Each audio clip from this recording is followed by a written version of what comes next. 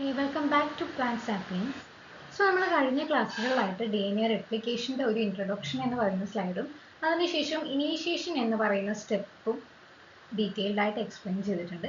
ഒരു ഇനീഷ്യേഷൻ്റെ കുറച്ച് ആ ഒരു ഒന്ന് റിവൈൻഡ് ചെയ്തതിന് ശേഷം ഇലോങ്ങേഷനിലേക്ക് പോവാം. അപ്പോൾ ഈ ഇനീഷ്യേഷൻ പറയുമ്പോൾ അതിൽ ഇൻക്ലൂഡ് ചെയ്യാത്ത ഒരു പോയിന്റും കൂടി ഇതിൽ പറയുന്നുണ്ട്. അതായത് ഇനീഷ്യേഷൻ കംപ്ലീറ്റ് ആകണമെങ്കിൽ ഒരു സ്റ്റെപ്പും കൂടി ഇൻക്ലൂഡ് ചെയ്യാനുണ്ട്. അപ്പോൾ ആ ഒരു കാര്യത്തിലേക്ക് നമുക്ക് പോവാം. ഇതിനു മുന്നേ അറിയിട്ടാണ് ചാനൽ കാണുമെങ്കിൽ ചാനൽ സബ്സ്ക്രൈബ് ചെയ്യുക, ലൈക്ക് ചെയ്യുക, ഇഷ്ടപ്പെട്ടെങ്കിൽ കമൻറ്റ് ചെയ്യാം. സോ നമുക്ക് പ്രൊകാരിയോട്ടിലുള്ള ഡി എൻ എ റെപ്ലിക്കേഷൻ ആണ് പഠിക്കുന്നത്. ഈ ഒരു ഇനീഷ്യേഷൻ സ്റ്റെപ്പ് എന്താണെന്ന് വെച്ചാൽ കുറേ എൻസൈംസ് അവിടെ വന്ന് ബൈൻഡ് ചെയ്യുന്നുണ്ട് അല്ലേ. എൻസൈംസ് ഒക്കെ ബൈൻഡ് ചെയ്ത് അൺബൈൻഡ് ചെയ്യുന്നത് വരെ നമ്മൾ കഴിഞ്ഞ സ്ലൈഡിൽ പഠിച്ചിട്ടുണ്ട്. അതിനുശേഷം നമ്മൾ എന്ത് ചെയ്തു, ഹെലിക്കേസ് എന്ന് പറയുന്ന എൻസൈം, അതായത് ഡി എൻ എനെ ബ്രേക്ക് ചെയ്യാൻ വേണ്ടിയിട്ട് ഹെലിക്കേസ് എന്ന് പറയുന്ന enzyme D N A B and D N A C ഒരു ഫ്ലവർ പോലെയാണ് വരച്ചത് അല്ലേ. ഇതാണ് ഈ ഒരു ഹെലിക്കേസ് എന്ന് പറയുന്ന എൻസൈം. ഒരു ഹെലിക്കേസ് എന്ന് പറയുന്ന എൻസൈം എന്ത് ചെയ്യുന്നുണ്ട്, ഈ ഒരു ഡബിൾ സ്ട്രാൻഡ് ബ്രേക്ക് ചെയ്ത് മുന്നോട്ടേക്ക് പോകുന്നുണ്ട്. സോ അതേ ടൈമിൽ തന്നെ നമ്മൾ ഈ ഒരു സിംഗിൾ സ്ട്രാൻഡ് ആക്കിയിട്ടുള്ള സ്ട്രാൻഡിനെ അതേപോലെ നിലനിർത്താൻ, അത് പിന്നെയും റീ ആനലൈൻ ചെയ്യാതിരിക്കാൻ വേണ്ടിയിട്ട് ചില എൻസൈംസ് വന്നിട്ട് അവിടെ ബൈൻഡ് ചെയ്യുന്നുണ്ട്. ഓക്കെ, അതിനാണ് സിംഗിൾ സ്ട്രാൻഡേർഡ് ബൈൻഡിങ് പ്രോട്ടീൻസ് എന്ന് പറയുന്നത്. ഇതുവരെയാണ് സിംഗിൾ സ്ട്രാൻഡേർഡ് ബൈൻഡിങ് പ്രോട്ടീൻസ്, ഇതുവരെയാണ് കഴിഞ്ഞ ക്ലാസ്സിൽ പറഞ്ഞത്. സോ ഇനി ഇനീഷ്യേഷൻ കംപ്ലീറ്റ് ആകണമെങ്കിൽ അടുത്തൊരു സ്റ്റെപ്പ് എന്ന് പറയുന്നത് പ്രൈമറിനെ ആഡ് ചെയ്യുക എന്നതാണ്. ഓക്കെ, അപ്പോൾ നമ്മൾ ഇലോങ്ങേഷൻ അതായത് ഡി എൻ എ ആഡ് ചെയ്യണമെങ്കിൽ അവിടെ ഒരു പ്രൈമർ ആഡ് ചെയ്യണം അല്ലേ. അപ്പോൾ ഒരു പ്രൈമർ ആഡ് ചെയ്യുന്നത് എപ്പോഴും 5' നിന്ന് 3' ഡയറക്ഷനിലായിരിക്കും. ഓക്കെ, എവിടെ നിന്നാണ് 5' to 3' ഡയറക്ഷനിലായിരിക്കും എപ്പോഴും നമ്മൾ പ്രൈമർ ആഡ് ചെയ്യുന്നത്. എന്താണ് പ്രൈമർ? പ്രൈമർ ഒരു RNA സീക്വൻസ് ആണ്. നമ്മുടെ ടെംപ്ലേറ്റ് ഡി എൻ എ ഉണ്ടാവില്ല. ഇതാണ് നമ്മുടെ രണ്ട് ടെംപ്ലേറ്റ് ഡി എൻ എ. ഇത് ഒന്നാമത്തെ ടെംപ്ലേറ്റ് ഡി എൻ എ, ഇത് രണ്ടാമത്തെ ടെംപ്ലേറ്റ് ഡി എൻ എ.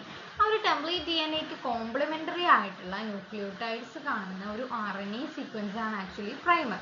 ഈ ഒരു യെല്ലോ കളറിൽ കൊടുത്തേക്കുന്നതാണ് പ്രൈമർ എന്ന് പറയുന്നത്. അപ്പോൾ ഈ പ്രൈമർ എപ്പോഴും വന്ന് അറ്റാച്ച് ചെയ്യുന്നത് 5' to 3' ഡയറക്ഷനിലായിരിക്കും. അപ്പോൾ എന്തുകൊണ്ടാണ് ഈ ഒരു 5' to 3' ഡയറക്ഷനിലേക്ക് എപ്പോഴും ആക്കുന്നതെന്ന് വെച്ചാൽ നമ്മൾ ഡി എൻ എ പോളിമറൈസ് ആണ് എന്ത് സഹായിക്കുന്നത്, ഡി എൻ എ പോളിമറൈസ് ആണ് ഡി എൻ എ ന്യൂക്ലിയോടൈഡ്സ് വന്ന് ബൈൻഡ് ചെയ്യാൻ വേണ്ടി സഹായിക്കുന്നത്. സോ ഒരു ഡി എൻ എ പോളിമറൈസ് 3 ആണ് പ്രൊകാരിയോട്സിലുള്ളത്. ഓക്കെ, മെയിനായിട്ട് ഡി എൻ എ പോളിമറൈസ് 3 ആണ്, നമ്മൾ ഫസ്റ്റ് ക്ലാസ്സിൽ പഠിച്ചിട്ടുണ്ട്.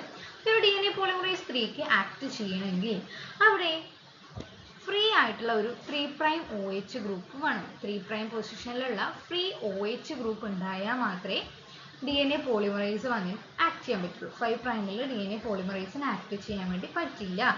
സോ ഫ്രീ OH ഗ്രൂപ്പുള്ള ഒരു 3' പൊസിഷൻ ഇവിടെ വേണം. അപ്പോൾ എന്നാൽ മാത്രമേ നമ്മളുടെ ഡി എൻ എ പോളിമറൈസ് 3ക്ക് വന്നിട്ട് ആക്ട് ചെയ്യാൻ വേണ്ടി പറ്റുള്ളൂ.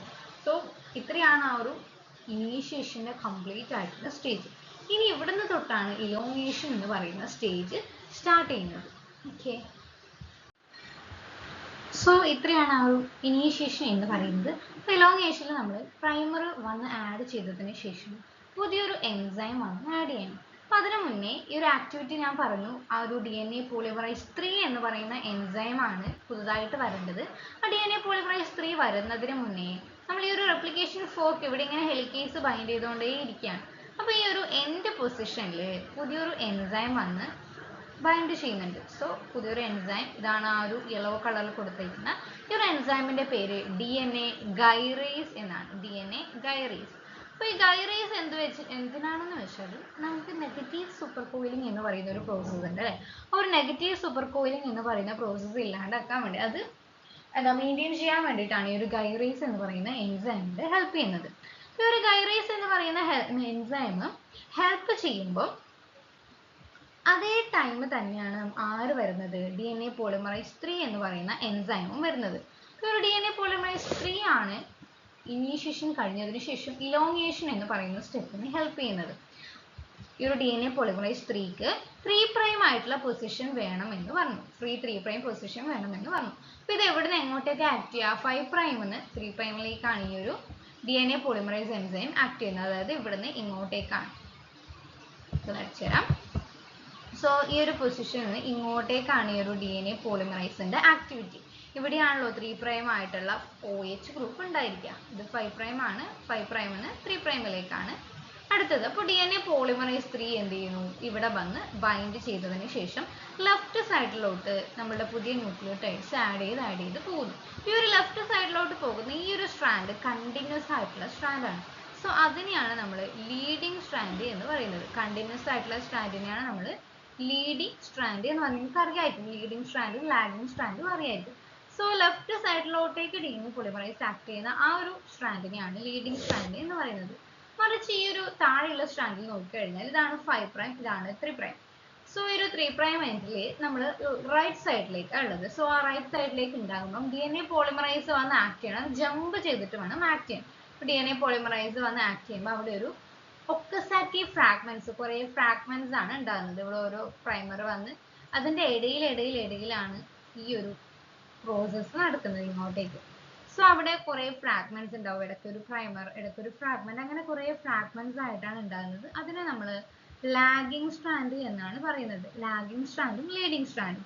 സോ ഇവിടുന്ന് റൈറ്റിലോട്ടാണ് ഓരോ ജമ്പ് ചെയ്താണ് നമ്മുടെ DNA പോളിമറൈസ് ആക്ട് ചെയ്യുന്നത്. ഇവിടെ കണ്ടിന്യൂസ് ആയിട്ടാണ് മുകളിൽ ആക്ട് ചെയ്യുന്നത്. ഓക്കെ, ഇവിടെ കണ്ടിന്യൂസ് ആയിട്ടാണ്, ഇവിടെ ജമ്പ് ചെയ്തിട്ടാണ്. അതുകൊണ്ട് തന്നെ സെഗ്മെന്റഡ് ആയിട്ടുള്ള കുറേ ഫ്രാഗ്മെന്റ്സ് ഉണ്ടാകും. അതിനാണ് നമ്മൾ ഒക്കസാക്കി ഫ്രാഗ്മെന്റ് എന്ന് പറയുന്നത്.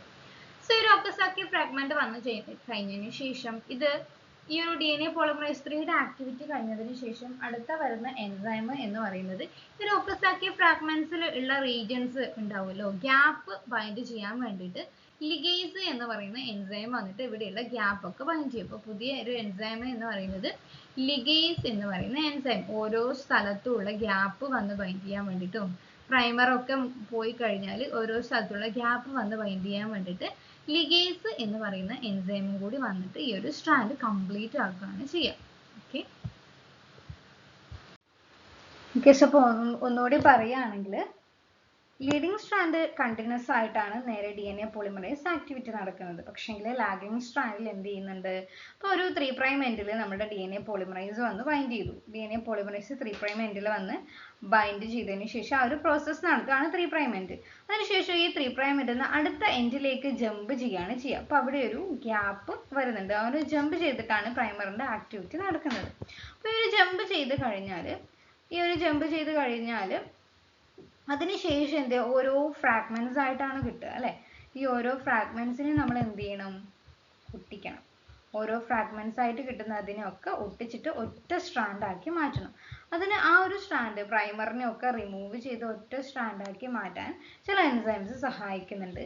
ആ എൻസൈമിനാണ് നമ്മൾ നേരത്തെ പറഞ്ഞ പോലെ ലിഗേസ് എന്ന് പറയുന്നത്. ഓക്കെ, അപ്പോൾ ലിഗേസിന്റെ ആക്ടിവിറ്റി കൊണ്ട് ലാഗിങ് സ്ട്രാൻഡ് കണ്ടിന്യൂസ് ആയിട്ടുള്ള ഒരു സ്ട്രാൻഡ് ആക്കി മാറ്റി. ഇതിനുശേഷം അടുത്ത് നടക്കുന്ന പ്രോസസ്സാണ് ടെർമിനേഷൻ. അതിലും കുറേ എൻസൈംസ് വരുന്നുണ്ട്. ഇത്രയും മനസ്സിലായിട്ടുണ്ടാവുമെന്ന് വിചാരിക്കുന്നു.